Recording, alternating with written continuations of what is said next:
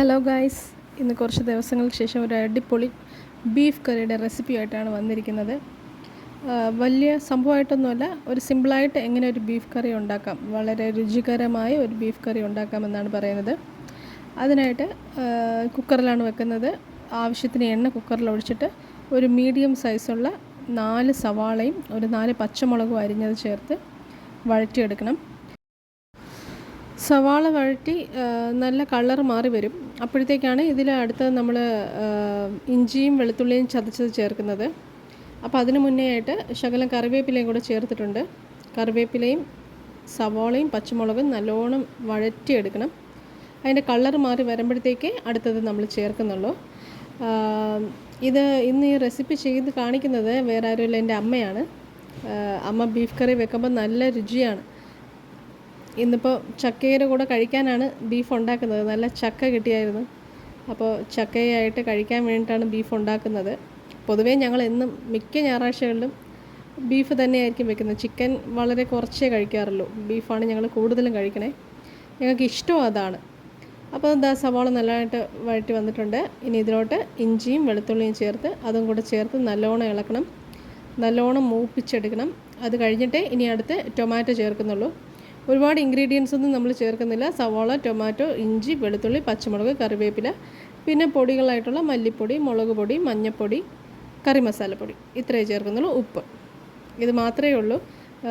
എളുപ്പത്തിന് എല്ലാവർക്കും ഉണ്ടാക്കാം, ബാച്ചിലേഴ്സിനൊക്കെ ഉണ്ടാക്കാം. സിമ്പിളാണ്. മെയിനായിട്ട് ഈ ഇളക്കിക്കൊണ്ടിരിക്കുന്നതാണ് ഏറ്റവും വലിയ കഷ്ടപ്പാടുള്ള ജോലി. ഇളക്കിയിരിക്കണം, അത്രയേ ഉള്ളൂ. ബാക്കിയെല്ലാം നോക്കുകയാണെങ്കിൽ വളരെ എളുപ്പം പരിപാടിയാണ്. കുക്കറിലാണ് വെക്കുന്നത്. അങ്ങനെ ഈ മസാല കൂട്ടുകളൊക്കെ ഇനി ഇടാൻ പോവുകയാണ്. മഞ്ഞൾപ്പൊടി വന്നു. മഞ്ഞൾപ്പൊടി ഒരു അര ടീസ്പൂൺ മഞ്ഞൾപ്പൊടി ചേർത്ത് ഇളക്കി. ഇനി അതിലോട്ട് ഇടാൻ പോകുന്നത് ഒരു 2.5 ടേബിൾ സ്പൂൺ മുളക് പൊടി, ഒരു 3 ടേബിൾ സ്പൂൺ മല്ലിപ്പൊടി, 2.5 ടീസ്പൂൺ ഗരം മസാലപ്പൊടി, ഇത്രയും ചേർത്താണ് ഇനി ഇളക്കാൻ പോകുന്നത്. ഈ മസാല കൂട്ടുകളൊക്കെ ഇട്ട് ഇളക്കുമ്പം അടിയിൽ പിടിക്കാണ്ട് നോക്കണം. വേണമെങ്കിൽ ശകലം വെളിച്ചെണ്ണ ഒഴിച്ചു കൊടുക്കാം. കട്ടിയുള്ള പാത്രം എടുത്താൽ പെട്ടെന്ന് അടി പിടിക്കില്ല. പക്ഷേ കട്ടി കുറവുള്ള പാത്രമാണെങ്കിൽ ഇത് പെട്ടെന്ന് അടി പിടിക്കും. അതുകൊണ്ട് നല്ലോണം ഇളക്കിക്കൊണ്ടിരിക്കുക. നിങ്ങൾ ആദ്യമായിട്ടാണ് എൻ്റെ ചാനലിലെ വീഡിയോ കാണുന്നതെങ്കിൽ ഒരു സബ്സ്ക്രൈബ് ചെയ്ത് എന്നെ സപ്പോർട്ട് ചെയ്യുക. വീഡിയോ ഇഷ്ടമായാൽ ഒരു ലൈക്ക് ചെയ്യുക. കഴിയുമെങ്കിൽ ഒന്ന് ഷെയറും കൂടി ചെയ്ത് ഹെൽപ്പ് ചെയ്യുക. ഇതിപ്പോൾ നമ്മൾ മസാല കൂട്ടൊക്കെ റെഡിയാക്കി വെച്ചതിന് ശേഷമാണ് ബീഫ് അതിലോട്ട് ഇടുന്നത്. ഇതല്ലാണ്ട് ബീഫ് ഓൾറെഡി നമ്മൾ കുക്ക് ചെയ്ത് വെച്ചിട്ട് ഈ മസാലപ്പൊടിയിൽ ചേർത്ത് കറി ഉണ്ടാക്കുന്ന ഒരു രീതിയുണ്ട്. അത് ഞാൻ വേറൊരു വീഡിയോയിൽ കാണിക്കാം. അത് എന്ന് പറഞ്ഞാൽ ഇതിനേക്കാളും അപാര ടേസ്റ്റാണ്. അത് കറി ഉണ്ടാക്കുന്നതിന് മുന്നേ തന്നെ ഈ നമ്മൾ ഇറച്ചി, ഇഞ്ചിയും വെളുത്തുള്ളിയും പച്ചമുളകും ശകലം മഞ്ഞൾപ്പൊടിയും കൂടെ ചേർത്ത് കുക്കറിൽ വേവിക്കും.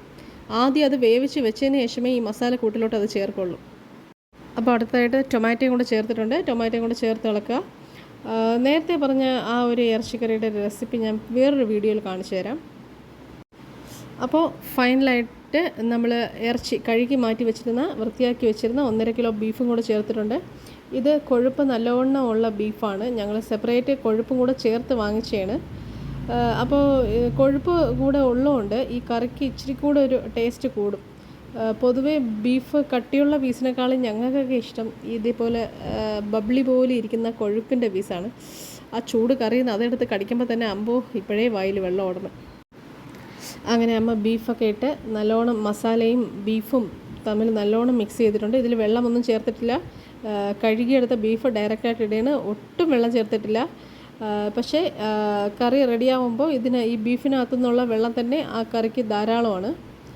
അങ്ങനെ അരപ്പ് എല്ലായിടത്തും തേച്ച് പിടിപ്പിച്ച് മസാലയൊക്കെ ആക്കി ഇനി കുക്കറ് അടച്ച് വെച്ച് വിസിലിട്ട് വേവിച്ചെടുക്കാം. ഇതിപ്പോൾ നമ്മൾ വെള്ളമൊന്നും ചേർത്തിട്ടില്ല. ഞാൻ കുക്കർ മൂടാൻ പോവുകയാണ്. ഏകദേശം ലോ ഫ്ലെയിമിൽ 3 വിസിലും അതിന് മുന്നേ ഹൈ ഫ്ലെയിമിൽ 1 വിസിലും കേൾപ്പിക്കണം. ഒരു വിസിൽ കേട്ട് കഴിഞ്ഞ ഉടൻ ലോ ഫ്ലെയിമിൽ ഇട്ട് 3 വിസിൽ കേൾപ്പിച്ചതിന് ശേഷം പ്രഷർ റിലീസായ നമുക്ക് തുറക്കാവുന്നതാണ്. ഫസ്റ്റ് വിസിൽ കേട്ടായിരുന്നു. അങ്ങനെ വിസിലെല്ലാം കഴിഞ്ഞു. ഞങ്ങളിത് തുറക്കാൻ പോവുകയാണ്. നല്ല ടേസ്റ്റുള്ള കറിയാണ്. എല്ലാവരും ഒന്ന് ട്രൈ ചെയ്ത് നോക്കുക. സിമ്പിളാണ്, എല്ലാവർക്കും ഉണ്ടാക്കാം. അപ്പോൾ ഇതാണ് ഫൈനലായിട്ടുള്ള കറിയുടെ രൂപം. ഇതിപ്പോൾ നിറയെ ചാറുണ്ട്, കാരണം ഞങ്ങളിതിപ്പോൾ ചക്കപ്പുഴുക്കിൻ്റെ കൂടെ കഴിക്കാനായിട്ട് ഉണ്ടാക്കിയാണ്. അപ്പോൾ ഇത്രത്തോളം ചാറ് ഞങ്ങൾക്ക് ആവശ്യമാണ്. ചാറ് വേണ്ടാന്നുള്ളവർക്ക് ഗ്രേവി കുറയ്ക്കാനായിട്ട് കറി ഒന്ന് വറ്റിച്ചെടുക്കാം.